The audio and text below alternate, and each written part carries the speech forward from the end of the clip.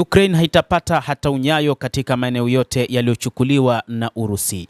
Hii ni kauli ya Marco Rubio, waziri wa mambo ya kigeni wa Marekani, miongoni mwa viongozi wanaoshughulikia juu ya mzozo kati ya Urusi na Ukraine. Waziri huyo wa mambo ya kigeni wa Marekani, Marco Rubio, amedokeza kuwa Ukraine italazimika kuachana na lengo lake la kurejesha maeneo ya zamani ili kuwezesha mazungumzo ya amani na Urusi. Afisa huyo mkuu wa Marekani alisema hayo siku ya Jumatatu kabla ya mkutano kati ya wajumbe wa Marekani na wale wa Ukraine ambao wanatarajiwa kufanya mkutano huo nchini Saudi Arabia katika siku ya leo ya Jumanne.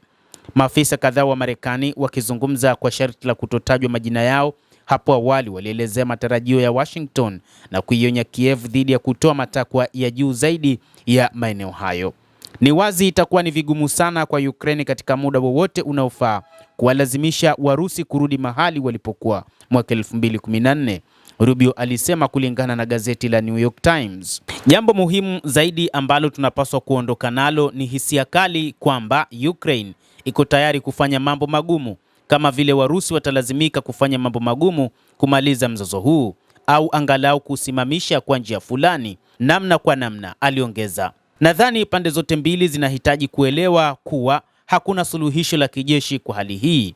Kwa namna hiyo, ni wazi Ukraine inapaswa kuiachia maeneo ambayo yapo katika mikono ya Urusi, ambapo Volodymyr Zelensky alisema ni jambo ambalo halitowezekana. Mnamo mwaka 2014 Crimea ilipiga kura ya kujitenga na Ukraine na kujiunga na Urusi kufuatia mapinduzi ya kijeshi yaliyoungwa mkono na nchi za Magharibi huko Kiev, wakati mikoa miwili ya Mashariki ilitangaza uhuru ikikataa mamlaka mpya. Baada ya mzozo huo kuongezeka mnamo mwaka 2022, jamhuri za watu wa Donetsk, Luhansk pamoja na mikoa miwili ya Kherson na Zaporizhia zilipiga kura za maoni ili kujiunga na Urusi. Moscow sasa inayatambua maeneo haya kama maeneo yake. Kiev inadai mamlaka juu ya ardhi zote za zamani za Ukraine na inasisitiza kuwa kura hizo zilikuwa za udanganyifu na sio maneno ya kweli ya kujitawala kwa raia walionyimwa haki. Moscow hata hivyo inasisitiza kuwa hali ya mikoa hii haiwezi kujadiliwa. Siku ya Jumapili, gazeti la Financial Times liliripoti kuwa nchini Saudi Arabia, mamlaka ya Kiev inapanga kupendekeza kusitishwa kwa sehemu ya mapigano na Moscow, kuhusisha mashambulizi ya masafa marefu ya ndege zisizokuwa na rubani na makombora pamoja na operesheni za kivita katika bandari Nyeusi. Hatua hiyo inaripotiwa kuwa inalenga kuishawishi Washington kubatilisha uamuzi wake wa kusimamisha ugavi wa kijasusi na uwasilishaji wa silaha.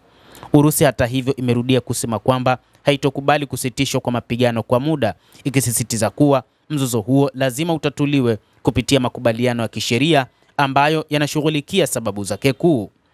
Mtazamaji wa The World News, bado kuna sintofahamu, lakini leo utakuwepo mkutano utakaoihusisha Ukraine pamoja na Marekani unaofanyika huko Saudi Arabia, na ni katika kutatua mzozo ambao umedumu katika miaka mitatu baina ya Urusi na Ukraine. Ikumbukwe katika siku za hivi karibuni wanadiplomasia kutoka nchini Urusi walikutana na wenzao wa Marekani wakiongozwa na Marco Rubio na upande wa Urusi wakiongozwa na waziri wa mambo ya kigeni wa taifa hilo Bwana Sergei Lavrov huko Riyadh nchini Saudi Arabia, na walijadili baadhi ya mambo katika kutatua mzozo huo. Wakati huu inasubiriwa Ukraine na rais wake Bwana Volodymyr Zelensky yupo nchini Saudi Arabia, na inadaiwa kwamba atafanya mazungumzo katika kuhakikisha vita hivi vinakamilika, na Marekani ikiwa mstari wa mbele kuona ni jinsi gani wataweza kumaliza mzozo huo. Lakini moja kati ya mambo muhimu ambayo yatazingatiwa ni pamoja na Ukraine kutakiwa kuyasahau kabisa maeneo yake ya ukanda wa Donbas, lakini pia na rasi ya Crimea. Endelea kutufuatilia mtazamaji wa The World News, lakini usisahau kulike, usisahau kucomment na kusubscribe channel yetu hii. Mimi ni Adam Hussein, endelea kuwa nasi wakati wote, utafahamu mengi ambayo yanajiri ulimwenguni.